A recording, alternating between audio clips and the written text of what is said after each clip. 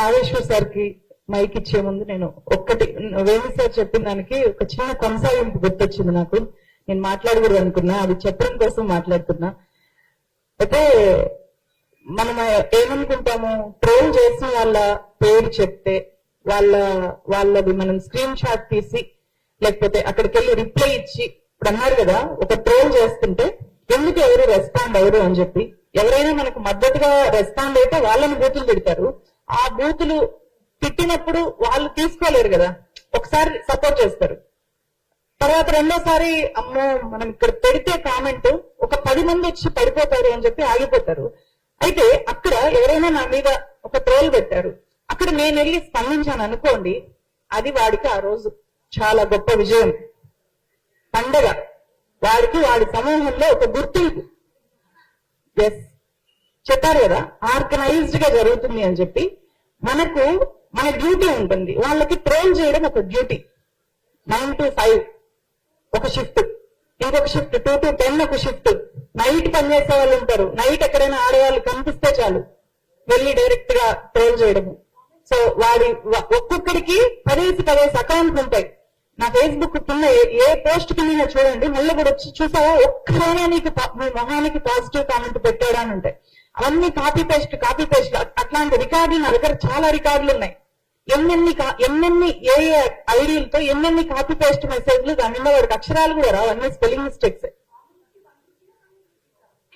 So ఇది వాడు ఎవరైనా స్పందిస్తే, చూసారా స్పందించింది తులసి చందు స్పందించిందిరా సభాష్ అని చెప్పి అక్కడికి వెళ్ళి నువ్వు గుర్తింపు పొందావు అని చెప్పి వాడిని హీరోని చేస్తారు. సో వాడికి కావాల్సింది అదే, వాడికి కావాల్సింది. మనం ఏమనుకుంటాము, ఎవరైనా ఈమెని ఇంతగా ఘోరంగా అవమానించారు అని చెప్పి తెలిసి వాడు షేమ్ ఫీల్ అవుతాడు అనుకుంటాను. నో, వాడు చాలా గొప్పగా ఫీల్ అవుతాడు. వాళ్ళకి కావాల్సింది అది. ఎందుకంటే రీసెంట్ గా మనం ఒక ఎగ్జాంపుల్, అభిజిత్ దీప్కే మీద దాడి జరిగింది కదా జైపూర్ లో. ఆ దాడి జరిగిన తర్వాత ఏం జరిగింది, ఆ మరుసటి రోజు ఎవరైతే దాడి చేశారో వాళ్ళకి పెద్ద సన్మానం జరిగింది.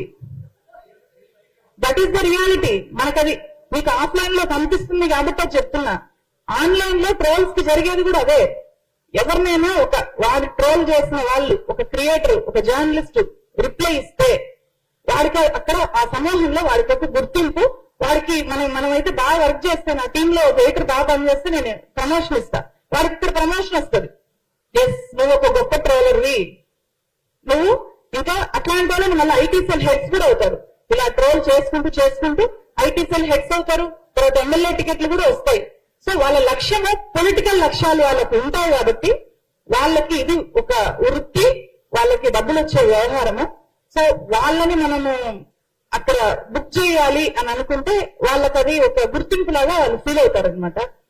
సో అందువల్లనే వీళ్ళని ఎట్లా హ్యాండిల్ చేయాలి అంటే, ఇప్పుడు నేను మొదట్లో ఇదే సమావేశంలో ఇక్కడ కూర్చున్నప్పుడు నా కళ్ళల్లో నీళ్లు వచ్చాయి. ఆ రోజు చాలా బాధపడ్డా. ఆ తర్వాత ఒక రాయి అయితే బాధపడతాము, ఎవరు పడుతూ ఉంటే ఏమవుతుంది, రాటు పేలిపోతాం. ఈ రోజు ఒకటి కాదు 1000 మంది ఒకేసారి ట్రోల్ చేసినా ఏమన్నా కూడా ఏమి పట్టించుకోకపోగా ఒక్కొక్కసారి ఆ ట్రోల్స్ చూసి నవ్వుకుంటుంటాం. వాడు పచ్చి బూతులు అని ఉంటాడు, చాలా ఘోరంగా ఫోటోలు చిత్రీకరిస్తుంటాడు. ఇప్పుడు ఆ స్థాయికి వచ్చేసాము. నా రిక్వెస్ట్ ఏంటంటే, ఇది చూసే అంటే విప్లవశ్రీ లాంటి వాళ్ళు, అసనా లాంటి వాళ్ళ పిల్లలు అలాంటి అమ్మాయిలకి జరిగేది చూసి ఇలాంటి ఆడపిల్లల పేరెంట్స్ అమ్మ నా బిడ్డను జర్నలిజంలోకి పంపకూడదు అని ఎక్కడ ఆలోచించి ఆ పిల్లల్ని ఆపుతారో అని చెప్పి మేము ఈరోజు సమావేశం పెట్టాం. ఏ ఆడపిల్లని దీంట్లోకి రాకుండా అడ్డుకోకూడదు అనేది ఇక్కడ ఉద్దేశం. అమ్మాయిలు ధైర్యంగా రావాలి. ఎందుకంటే వాళ్ళ ఏజ్ తో పోల్చితే విప్లవశ్రీ మాట్లాడిన మాటలు చాలా మెచ్యూర్ మాటలు. అస్మా చాలా ధైర్యవంతంగా పోరాడుతోంది, మాట్లాడుతుంది. అలాంటి ముస్లిం అమ్మాయిలు ఎంతమంది బయటకు వస్తారు ఈరోజు మాట్లాడడానికి? ఎవ్వరు రారు, ధైర్యం చేయరు. వీళ్ళు వాళ్ళకి ప్రతినిధులు. ఎస్ అస్మా అక్క ఉంది, నేను వెళ్ళాలి, విప్లవశ్రీ అక్క ఫైట్ చేస్తుంది, నేను కూడా తనలాగా తయారవ్వాలి అని అనుకోవాలి. కానీ తన మీద ట్రోల్స్ జరిగింది కాబట్టి నేను ఈ వృత్తిలోకి వెళ్ళకూడదు అని చెప్పి అమ్మాయిలు ఆగిపోకూడదు. సో మనము దీని ద్వారా అలాంటి ఒక బలమైన మెసేజ్ ఇవ్వడం కూడా దీని వెనుక లక్ష్యము అని చెప్పి తెలియజేస్తున్నాను.